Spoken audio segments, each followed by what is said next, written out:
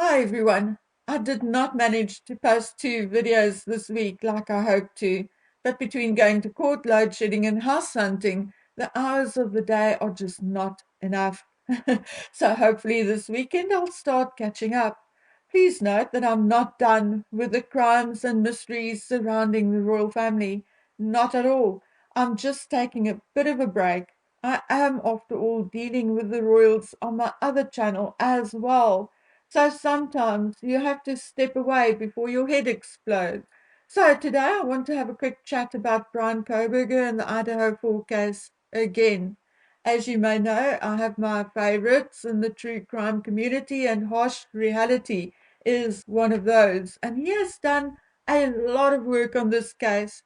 And although I sometimes see that people in the comment section don't always understand what harsh is on about, I think he is a brother from another mother because I have many of the same questions as he has. I've said this numerous times, and I'm afraid I'm still exactly where I was a couple of weeks ago. I still cannot see how Brian or anyone else could have done this crime in 7 to 8, maybe at most 9 or 10 minutes. Although I quickly must add that I see that law enforcement has now changed their tune and have extended the time period to 25 minutes. But if their timeline that they gave us originally was more or less correct, then I think this is just blowing in the wind. Anyway, Gray Hughes is a brilliant podcaster, investigator, and whose electronic reenactments are actually brilliant. But unfortunately, I do not quite agree with the reenactment he did to prove that the murders, all four of them, could have been done in 7 minutes. And the reason why I don't agree with him is because he left one very important ingredient out of the equation, and that is emotion or then reaction. I think, well, Gray Hughes will certainly know better than I do that his depiction of the vehicle driving into the other apartment's parking area, making the 3 point turn on the other side of the road, is indeed very accurate, or as accurate as we can be with the information given to us by law enforcement. Like Gray, I also assume that he parked in that cul-de-sac. We can thus also assume that he walked from there past the back of the house to the glass sliding door. And I'm saying he as if I'm talking about Kohberger and assuming that he is the person who committed the crime, at least for now. I will tell you how I feel and think after seeing Gray's reenactment in a few minutes and once I am through with this round of speculation. Okay, so he walked from his car to the glass sliding door. Okay, so our first few questions are: did he know that the glass door would be open? Or was it just coincidence and he tried the glass door first because of where he parked? It had to be either, because if not, we already have a problem. At that time of night or morning, you likely would not expect a door to be unlocked, so you would likely try a few windows first. But it is certainly possible that he took a chance and tried the glass sliding door first. The fact that the door was indeed open shaves a few seconds or maybe a minute off the timeline. Because had he gone around to other windows or the front door, we would have had to add seconds or minutes to the timeline at least. So let us assume he went to the glass door first and all the stars were aligned in his favor and the door was unlocked. By the way, if that door had the lever type lock like the one at our old home, it is rather easy to open. We added a sliding bolt or sliding lock at the top of our sliding door on the inside so that it could not be opened from outside. But it appears that the perpetrator did not have any obstacles like that on this day or morning.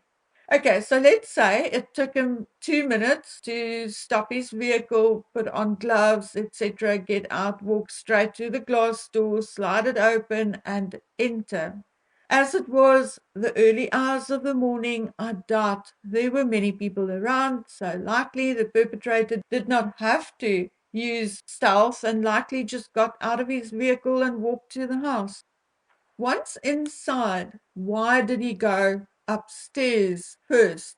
In my opinion, the perpetrator knew who was upstairs, because if he didn't, why would he even bother going upstairs? He allegedly did not go downstairs where Bethany Funk was, so why did he go upstairs unless he knew who were upstairs? Why not go on the hunt on the first floor first? I mean, as you walk in, do the nearest first. However, back to the timeline and time factor. Even if both girls on the top floor were asleep, I'm willing to bet that the one woke up while the first one was being attacked. I'm thus relatively sure that the second murder was not as easy or as quick. Well, we know that one of the two victims upstairs, Kaylee or Maddie, did have some defensive wounds. With adrenaline pumping, it would also be my guess that the second victim took longer to pass. So, as far as the victims upstairs, on average, 2 minutes per person could very well be applicable, as illustrated in Gray's video. 1 minute and 3 minutes, but in total 4 minutes may be absolutely possible. But although Gray allowed the clock to continue running while the perpetrator was walking in his simulation, we don't know to what extent the one victim upstairs resisted. We don't know whether it was the perpetrator who locked the dog in the one bedroom or whether Kaylee did it. What we do, however, know is that the perpetrator likely entered the house at approximately 4:10. Sana was still on her phone at 4:12. And what we also know is that at 4:17, a neighbor's security camera picks up a noise and shouting, which indicates that Ethan and Sana were attacked at 4:17. And that is where Gray's timeline, in my opinion, falls apart. Because if the perpetrator entered the home at about 4:10, it must have taken him 6 to 7 minutes to complete the first part of his mission on the top floor. Yet he attacks Sana, who was 100% awake, and Ethan, who was a sport and sport management major, and that only took 2 to 3 minutes. It does not make sense. Like I said, for me, the timeline falls apart from about 4:16, 4:17, and the time the vehicle is seen on camera speeding away, which is approximately 4:20. Okay, so I do think the drive past, the turn in the apartment parking lot, the 3-point turn, the entire back and forth is as close to what really happened as one can get. However, while I was looking at Gray Hughes's simulation, I almost had a feeling of deja vu. Who of us have not had to pick or collect someone up from somewhere? You arrange for them to meet you in a certain place, you get there, and the person or persons are not waiting for you where you arranged, at least not yet. So you drive past, turn around, still not there. So you drive on and make yet another turn, like his 3-point turn, and now the person you arranged to collect is still not there. So you decide to find a parking spot and maybe go look for them or park and wait for them. And really, I'm not a Brian Kohberger fan. I'm actually quite neutral, emotionless about him. His face, his body language leaves me rather cold when, I must add, when not thinking what he may have done. And please understand, if he did the crime, I would see him as an evil demon. But just looking at him in court, he does not raise any specific emotion in me. But I digress. Looking at Gray uses simulation, at least the first part, I really feel as if Brian or whoever was driving that vehicle was indeed looking for someone or something, and I would say someone. At one point, he actually stops in the road and waits a few minutes before driving off. Why? Was he waiting for the DoorDash driver to leave, or was he waiting for someone to exit the property? What if he employed someone to commit a crime so he could study them? Remember the questionnaire he put out? Taking that into account, it would be sick if that is what he did, but not out of the realm of possibility. Why that house and those young people? According to his lawyer, there's no link between Brian Kohberger and any of the people in the house. So, if that is true, then why that house? What if someone else with an issue with someone in the house did the crime, but maybe went to the house with one of the housemates? Maybe someone who had been drinking or partying with someone in the house and went back to the house with them. Thus, after committing the crime, he had no means of getting away quickly.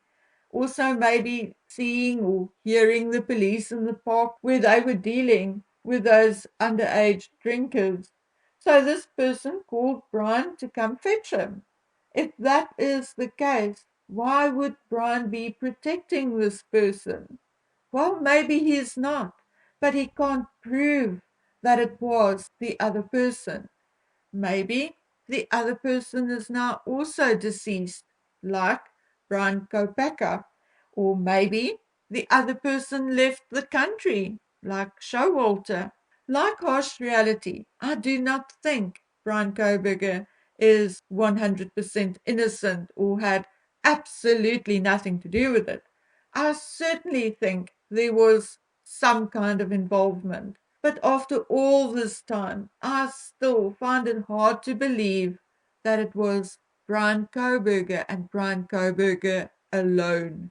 In the next video, I'll tell you how and why I think the police initially started to focus on Brian Kohberger. I'll also do my weekly British Royal Family Crime and Mystery series episode as soon as I can. So until then, please take good care of yourselves and each other. Bye.